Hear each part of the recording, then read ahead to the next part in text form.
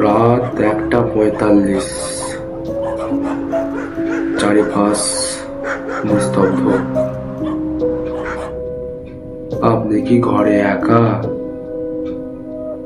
আপনার ওই ঘরের খুঁজে রাখা আলমারিটার ছায়া একটু নড়ে উঠল না? ভয় পাবেন না। আজকে রাতে ভয় আপনার সঙ্গী। আমি সৌরেন, আর আপনারা শুনছেন। আমি আজকে এমন একজনের অভিজ্ঞতার কথা বলবো যা পড়ার পর আমার নিজের গায়ের কাঁটা দিচ্ছিল। আমার ঘুমানোর পর্যন্ত সাহস হচ্ছে না। ঘটনাটা ঠিক ঘটেছিল দিব্য নামে এক ছেলের সঙ্গে। গত মাসে সে চাকরির খোঁজে একটি মফস্বল শহরে এসেছিল।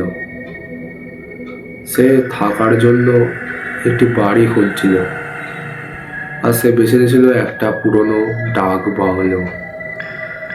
দিব্য খুবই ক্লান্ত হয়ে পড়েছিল।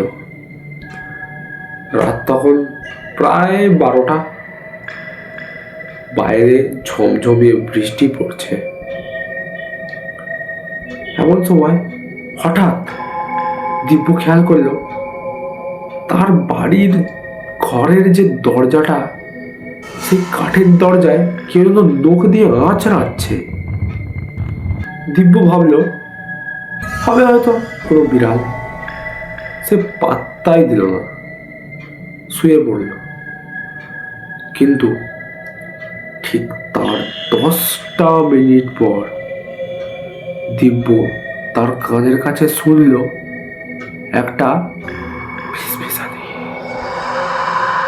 তার কানের ঠিক একদম পাশে ফিসফিসিয়ে বলা শুধু একটি কণ্ঠ, দিব্য জানলাটা খুলবি না। দিব্য ধড়ফড়িয়ে উঠল।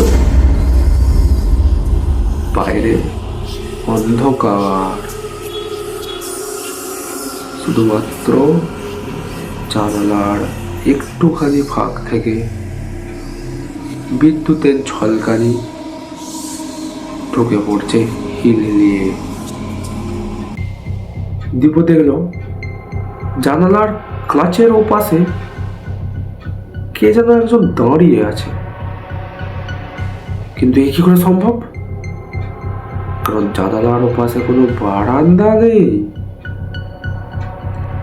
ওটা দোতলার জানালা। তলাতে পুরো গভীর খাদ। বিদ্যুতের আলোতে দিব্য যা দেখলো তাতে তার রক্ত হিম হয়ে গেল। সে দেখল একটা সাদাটে মুখ।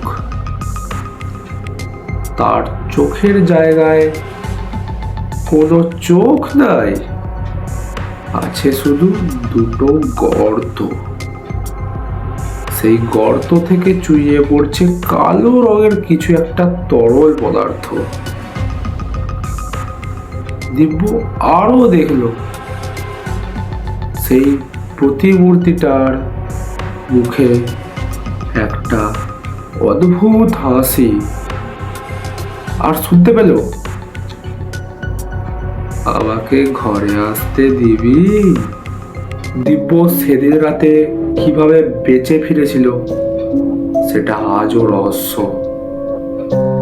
কিন্তু একটা কথা, সেই দিনের পর থেকে দিব্য একা ঘুমাতে পারে না।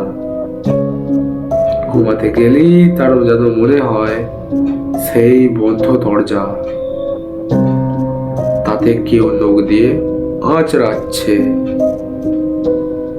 আপনার সাথেও কি এমন কিছু ঘটেছে? যদি ঘটে থাকে আমাদেরকে জানান। আর হ্যাঁ, আজকের রাতটা যেন আপনার শুভ হয়।